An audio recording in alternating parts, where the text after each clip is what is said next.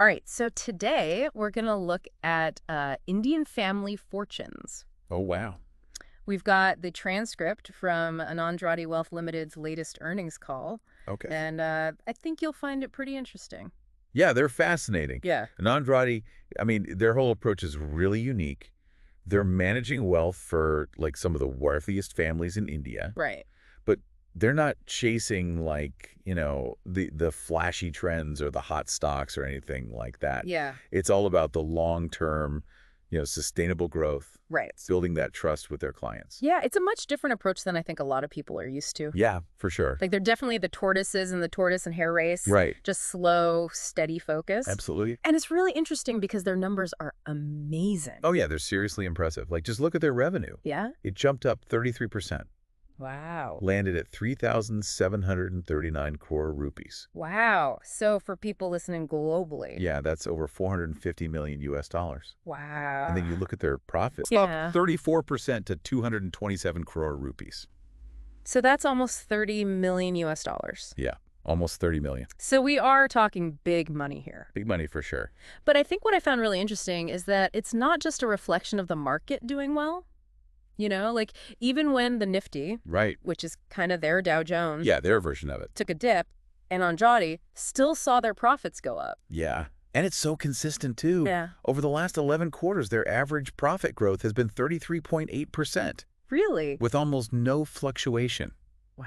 That kind of stability. I mean, it's practically unheard of Yeah. in the world of finance. Yeah, especially in finance. Exactly. It makes you wonder, Okay. all this hype about, getting the next hot stock. Is it Right. really worth it? Or should you be focusing on building that solid foundation? Yeah, it's a good question. It really makes you think. Yeah, An Andrade's approach is definitely a breath of fresh air. it is. Yeah. I mean, their focus on the client is another thing that really makes them stand out. Yeah. Incredibly low client and employee turnover. That's huge. It really speaks volumes about the kind of relationships they build. Yeah, for sure. It's not just about transactions for them. And they even raised their minimum investment amount for new clients. They did. It's like they're saying we're not just after anyone's money. Right. We want clients who are in it for the long haul. Who believe in what they believe in. Exactly. Yeah. That selectivity probably explains their impressive growth. Yeah, I think so. Happy clients stick around. Yeah, They invest more. of course. It's a win-win. Absolutely. But there's this other really intriguing part of their strategy. Okay. They're very deliberately avoiding all the trendy investment fads. Yeah, they actually said, we don't do anything which is trend-based. I have not sold a new fund offering. I have not sold any other product than mutual funds and structured products. Wow. Yeah, it's really interesting. It's a bold statement in a world that's completely obsessed with passive investing, Yeah. especially through index funds. Right. But on Andrade, they're sticking to their guns, They are. emphasizing active management and carefully designed structured products. So are we all just getting caught up in the hype? I mean, it's possible. Yeah, An Andrade success really makes you question the conventional wisdom. absolutely. It brings us to another key discussion from the earnings call. Okay. This whole rise of passive investing Yeah. and whether it's really suitable for a market like India. Yeah, it seems like there's two camps. There are. This industry trend towards passive investing, Right. and then on Andrade's belief in active management. Exactly. And there are valid points on both sides. Okay. Yeah, passive investing can be cost-effective Right. and suitable for certain markets, Yeah. but it's not without its potential downsides, Okay. especially in a dynamic market like India. That's a good point. So for someone who maybe hasn't heard these terms before, what are some of the downsides of passive investing? Well, one of the main concerns with passive investing, Okay. particularly through index funds, Right. is that you're essentially riding the market wave. Okay. Whether it's going up or down, Mm-hmm.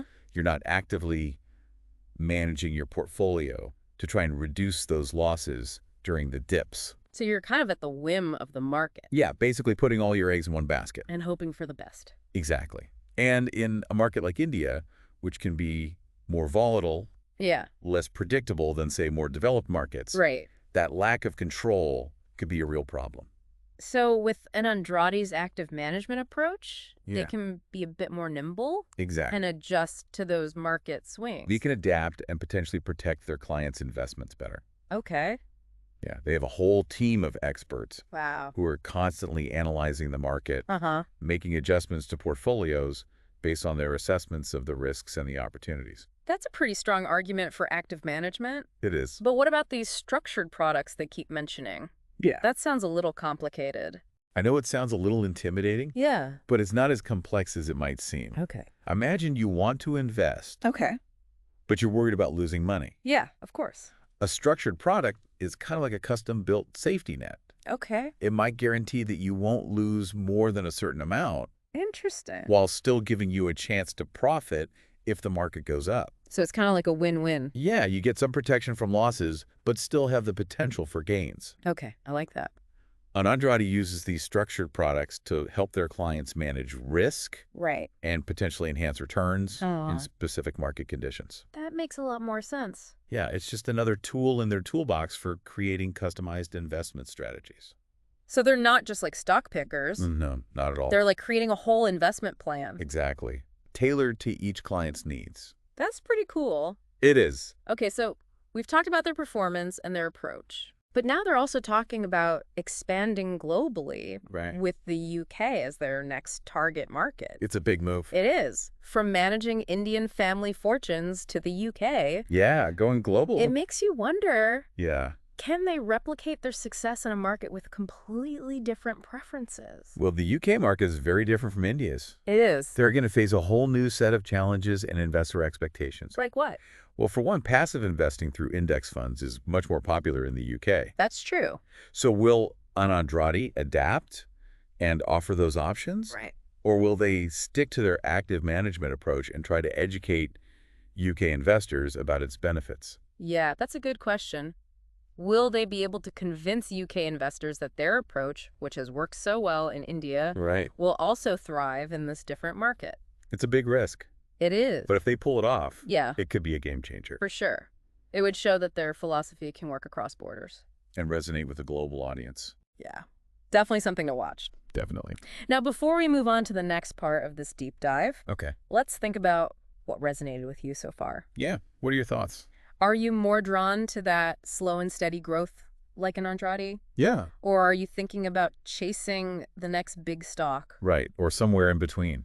Yeah, think about your own goals and how you're managing your money. Do you like a more hands-on approach, or do you trust the market's overall direction? It's a really personal decision. It There's is. no right or wrong answer. Exactly. And I think Andrade's story is a great reminder that there's different ways to approach investing. Yeah. Sometimes that less glamorous path, Right. focusing on building trust, taking a long-term perspective, Absolutely. can actually lead to remarkable results. Totally agree.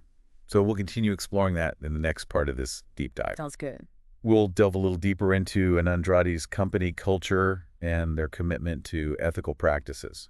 Okay, let's take a quick break and we'll be right back to uncover more insights. Sounds good. Okay, so we've talked about their performance and their investment approach, Uh-huh. but there's this other layer to the company that I find super interesting. Oh, yeah. It's their culture. Yeah. You know how they talked about letting go of employees who just weren't a good fit, Right. even if those employees were bringing in a lot of money? Yeah. That's a bold move. It is. Putting culture ahead of profits. Yeah. I think they understand that a strong team, Yeah. even if it means sacrificing some short-term gains, Yeah. is essential for long-term success. They're really in it for the long game. Yeah, absolutely. It seems like that long-term thinking Wow. is just baked into every aspect of their business. Totally. From their investment strategy to how they build their team. And speaking of long-term thinking, Yeah. let's go back to those global expansion plans. Right. We talked about them wanting to enter the UK market, Yeah. but that's a whole different world over there. It is. The UK financial landscape is quite different from India's. Like how so? Well, for one thing, the regulatory environment is much stricter, Okay. and investor preferences are different too. Yeah, that's true.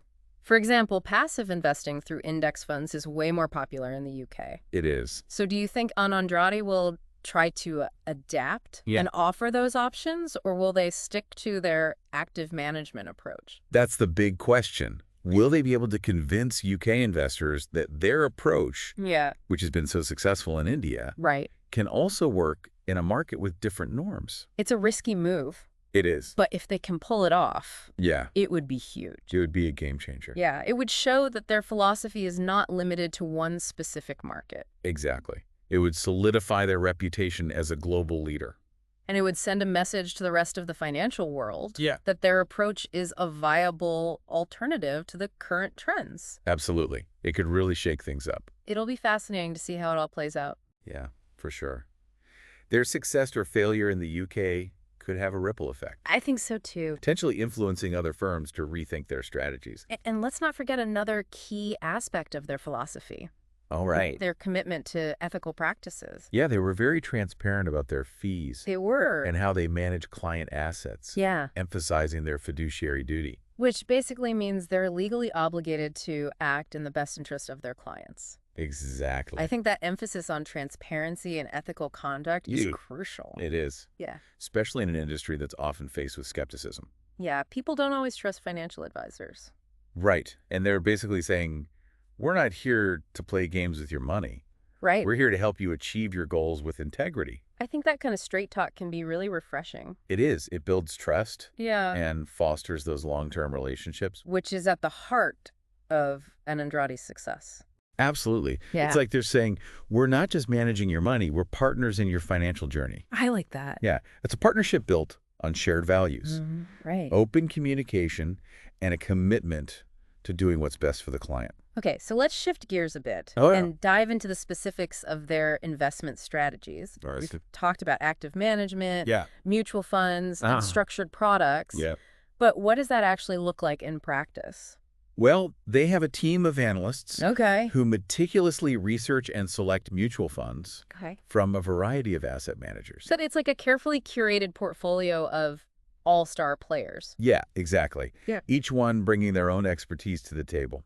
So it's not just about picking funds with the highest returns? No, it's about building a diversified portfolio Okay. that aligns with the client's risk tolerance, Right. financial goals, and time horizon. It's like having a financial architect who designs a blueprint tailored to your needs. Exactly. A customized plan. And they don't just stop at selecting the funds, right? Oh, no. They actively monitor performance, Okay. adjust allocations, Mm-hmm. make changes as needed to adapt to the market. So it's very hands-on. Very hands-on. Hmm. They're always evaluating and fine-tuning the portfolio. To make sure it's on track to achieve the client's goals. Precisely. Hmm.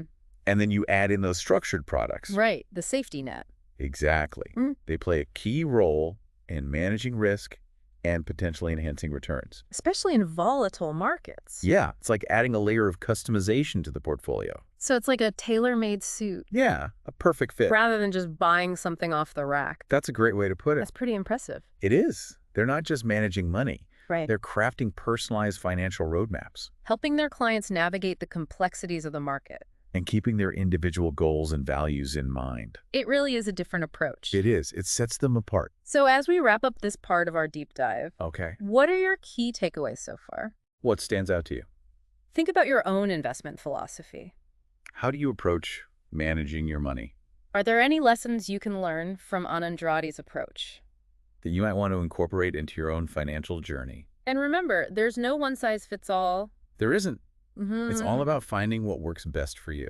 Your goals and your comfort level with risk. Exactly. Anand Rathi's story is a good reminder that there are different paths to success. Absolutely. And sometimes the less conventional route, Yeah. focusing on building trust, acting ethically, and taking a long-term perspective, Right. can be the most rewarding. Couldn't agree more. Now, the final part of our deep dive Okay. will explore the challenges and opportunities that lie ahead for Anand Rathi, As they continue to grow and expand their reach, both in India and globally. it'll be interesting to see how they navigate the changing financial landscape And and whether their unique philosophy can stand the test of time. it's a story worth following. Okay, so we've talked about Anand Rathi's impressive performance, their unique culture, global ambitions. Right. But let's really zoom in on the specifics of their investment strategy. Okay. You know, we keep mentioning active management and these structured products. But what does that actually look like in practice? Well, it's kind of like building a custom-designed house.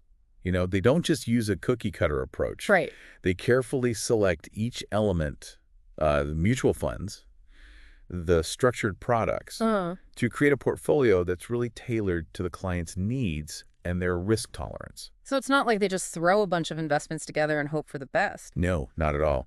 It's about creating a really cohesive structure where every element has a purpose. Okay. They really spend time understanding their clients' aspirations, their comfort level, with their investment timeline. Yeah. And only then do they start piecing together that portfolio. So it's kind of like having a financial architect Exactly. who designs this blueprint specifically for you. Yeah, a blueprint for your financial future. And when it comes to those mutual funds, Yeah. they're not just looking at the ones with the highest returns, right? No, they're looking much deeper than that. They're considering the fund manager's track record, Okay. their investment philosophy, their risk management practices. So it's about looking beyond the numbers. It is. It's about understanding what's driving those returns. Are they sustainable? Is the manager taking unnecessary risks? So it's really about doing your due diligence. It is. They want to make sure those funds are aligned with the client's long-term goals. Right. And that those managers are making smart decisions. So they're like assembling a team of expert players A team of all-stars. for their clients. Exactly. And then you add in those structured products. Yeah, the safety net. Right. Which can be a little confusing. They can be, but think of them as a way to manage risk. Okay. But they can also enhance returns in certain market conditions. Okay.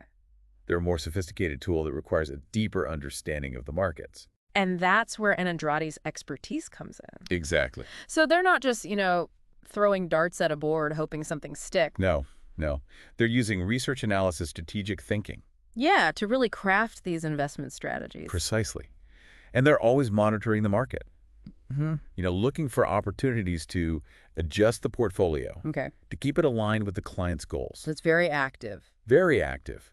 An ongoing process. It's like having a financial coach in your corner. Yeah, someone to guide you. Helping you navigate the complexities of the market. Exactly. And making sure you're on track to reach your goals. And they don't keep their clients in the dark either. Oh, that's good. They're committed to client education. They explain their reasoning. Okay. They make sure the clients understand why they're making certain choices. That's so important, I think. It is. It builds trust. Yeah. Empowers clients to be active participants in their financial journeys. Right. It's not about just blindly following. Exactly. It's about understanding and making informed decisions. Absolutely. So as we wrap up our deep dive into Anand Rathi, Yeah. what are the key takeaways? What are your thoughts? What can we learn from their success? Well, I think it highlights the power of thinking long-term. Yeah.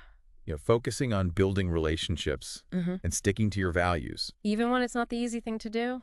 Even when it means going against the grain. It's a good reminder that there's no right way to invest. There isn't. And sometimes that less glamorous path, Right? focusing on trust, acting ethically, taking a measured approach. It can be the most rewarding. Yeah, it's really inspiring. It is. And as Anand Rathi grows, expands into new markets, Yeah. it'll be interesting to see how they navigate the evolving financial landscape. It will. Will their philosophy continue to resonate? And can they succeed on a global stage? We'll be watching closely to see what happens. It's a story worth following.